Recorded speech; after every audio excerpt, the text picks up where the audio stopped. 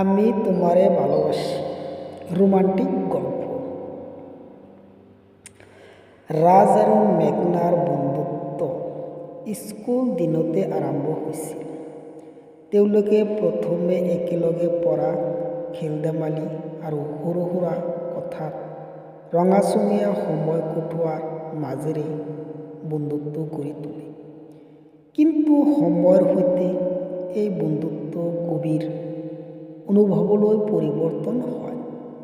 ৰাজ তেতিয়া অনুভৱ কৰিলে সি মেঘনাক মাত্ৰ এজনী বন্ধু হিচাপে নেদেখে। সেই অনুভৱ তাতকৈ বহুত গভীৰ।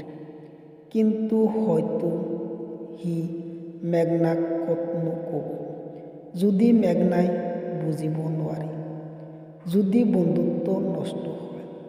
কিছুদিনৰ পাছত এক সন্ধিয়া দুয়োজনে নদীৰ পাৰত বহি আছিল। সেইদিনা বতৰ বৰষুণেৰে আকাশ আৱৰি ধৰিছিল।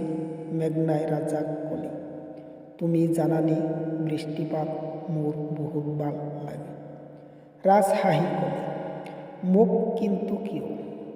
মেঘনাই লাজতে মুখখন গচকিলে, কাৰণ বৃষ্টিত সকলো নিজ নিজ অনুভৱ লুকাই ৰাখিব পাৰে।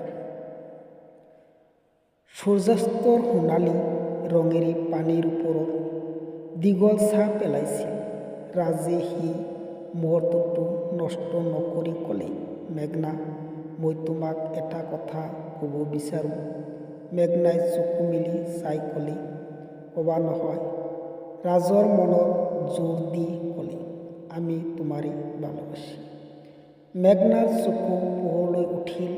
সি নীৰৱে ৰাজৰ হাতত নিজৰ হাতটো পেলালে আৰু মিচিকিয়াই হাঁহি মাৰি ক'লে, মই তোমাক আকাশৰ বৃষ্টিৰ চুটি মেঘ বতাহ সুবাস আৰু হৃদয় এক অনুভৱ কৰোঁ।